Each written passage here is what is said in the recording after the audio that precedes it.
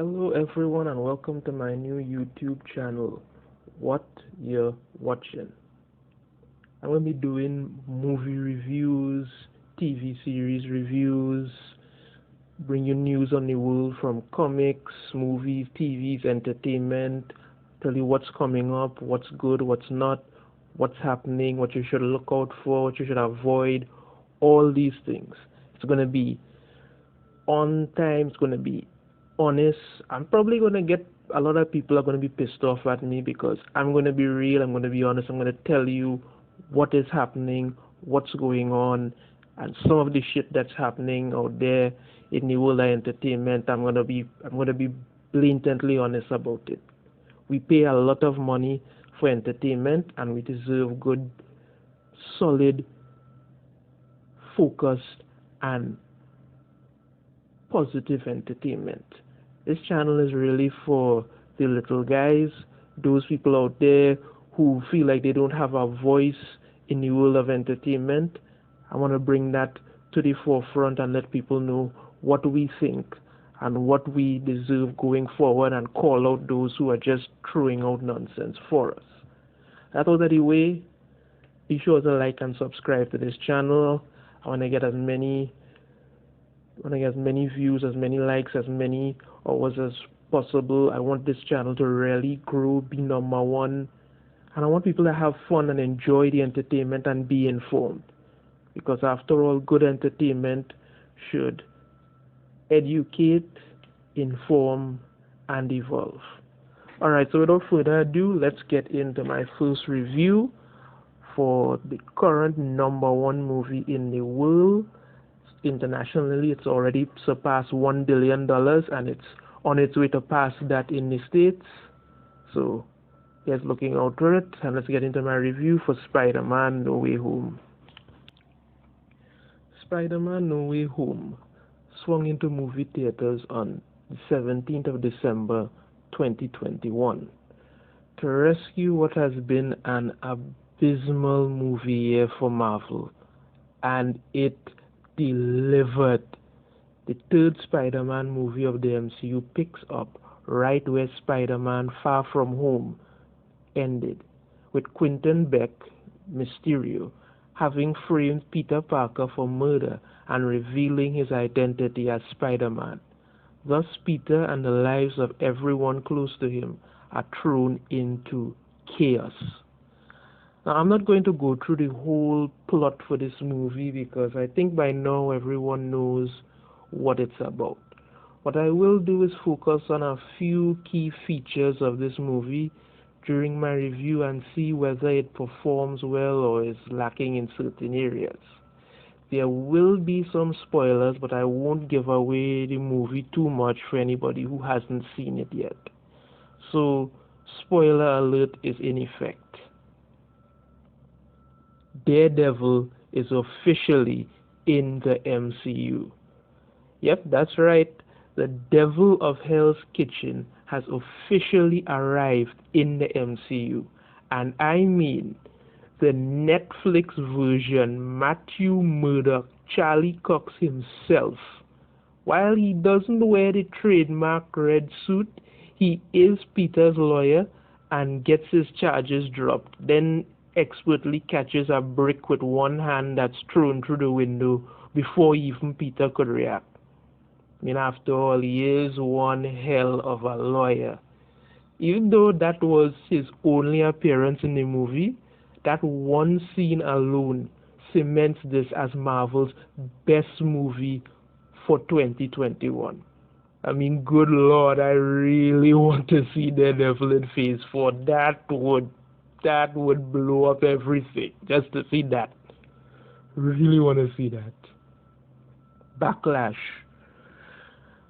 Remember when Thanos snapped his fingers and eradicated half of all life in the universe for 5 years, and Spider-Man worked with the Avengers and others to bring everyone back?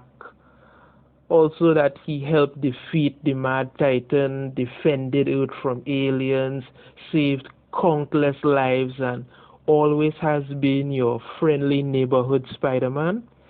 Well, apparently everyone else forgot, because These people turned on him without any hesitation, and a lot of them did it just to be famous and join in on this sort of hype bashing. And J. Jonah Jameson was really stirring the pot of mistrust and downright breathing life into public's animosity towards Spider-Man. Also, must say, really good seeing J. Jonah Jameson back in this movie. He played his part really well. The majority of people just accepted that video from Mysterio without even questioning it. And this man saved all your lives, and you're throwing bricks and green slime at him. His life became a disaster. So word to all mask-wearing superheroes, keep your identity a secret. This means you, Barry Allen. Zendaya is not Mary Jane. Now, this one I am willing to take some blame for. If it was mentioned before and I missed it somewhere, I always heard her referred to as MJ, so I just assumed the name was Mary Jane Watson, but it wasn't.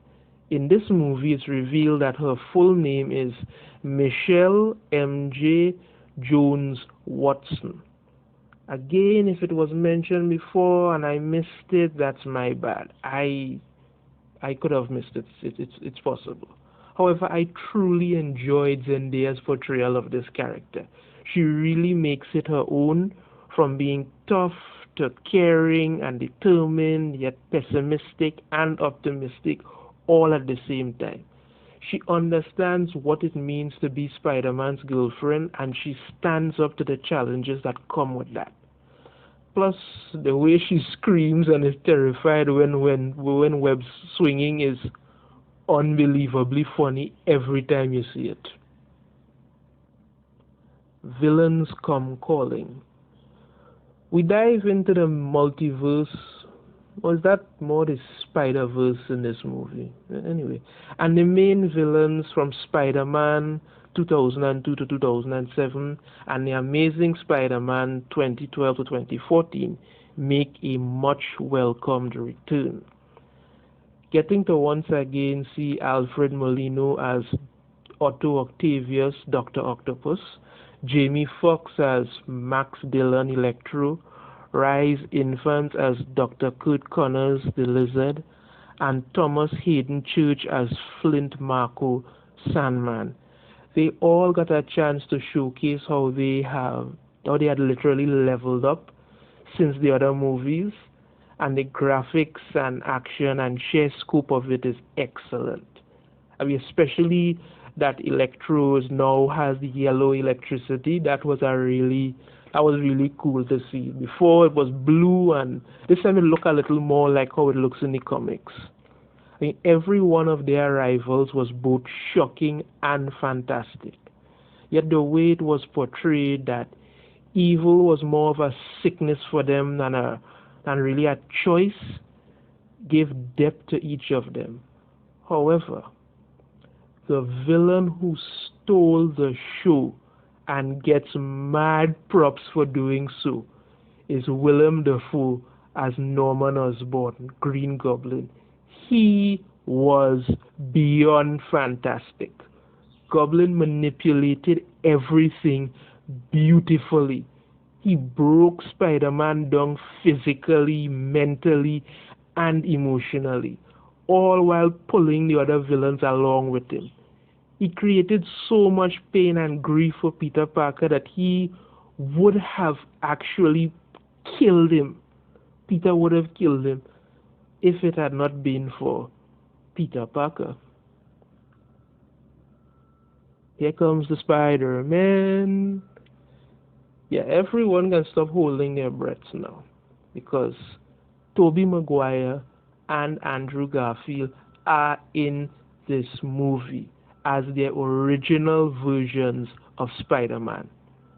While it was great to see the Spider-Man trio team up, they came into the movie in only like about the last 30 minutes. So their interactions felt rushed and a little forced. Had they arrived earlier, it would have been a great opportunity to see them bond, learn from each other, fight together, or fight each other. And it would have really made the emotional comforting more impactful. Plus, Tobey Maguire acted like he was just going through the motions of the role, and that Spider-Man was already something in his past that he never wanted to go back to.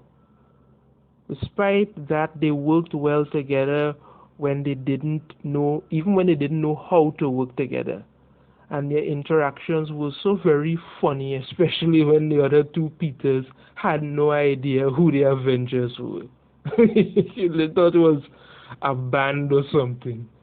But it was really good to see them together. And when Andrew Garfield's Spider-Man caught MJ when she was falling, I mean, it was, you could feel that emotion because, as you know, he didn't save Gwen in his movie, and that to actually be able to save her now, he was emotional, and it was like he had finally accomplished something there.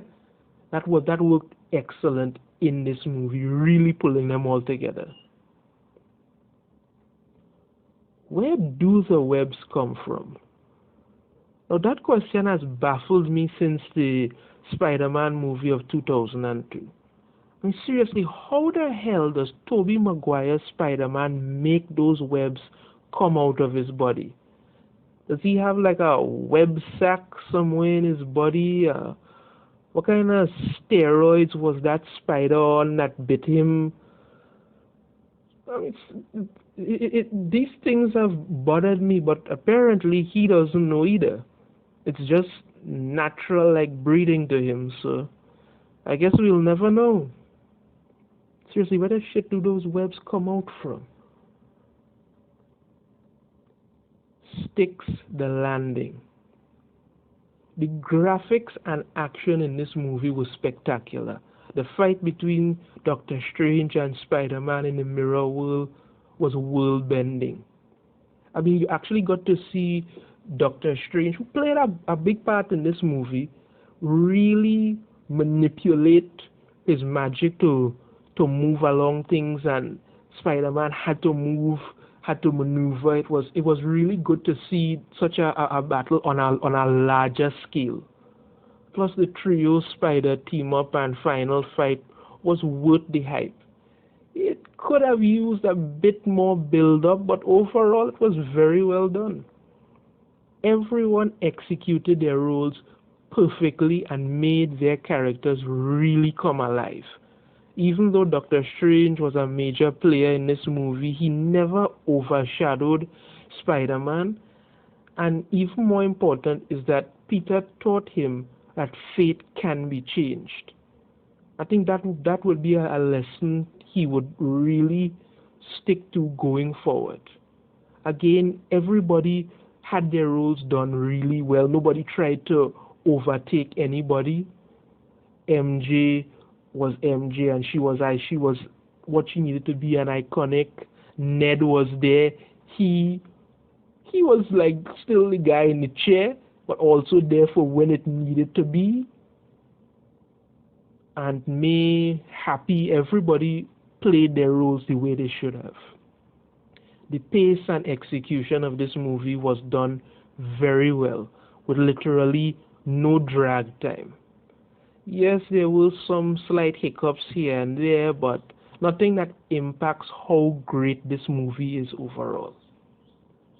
Spider-Man No Way Home is easily the best Marvel movie of 2021, and it continues to dominate at the box office. Probably the best movie of 2021 in a whole. And with how it ended, with Peter having to start over from scratch, I mean, he's really having to start over here without anything at all, and with a newly designed suit. I can't really wait to see what comes next. But he learned an important lesson in this movie, that sometimes to save everyone, a hero has to be willing to give up a part of himself. The movie performed excellently, and I can't wait to see what will be the next movie to come out of this. Final rating, 4.2 out of 5. I highly recommend that you watch this movie. It is worth it. Excellently done. So as usual, if you like this video, be sure to give it a like and subscribe if you haven't already. Let me know in the comments what you thought about the movie, if you've seen it already, if you think you're going to go and see it. When you do see it, let me know. Or you can just hit me up and tell me how you're liking the channel so far and anything else you may want to see me touch on. That's all for now, people. See you in the next video. Thank you and take care.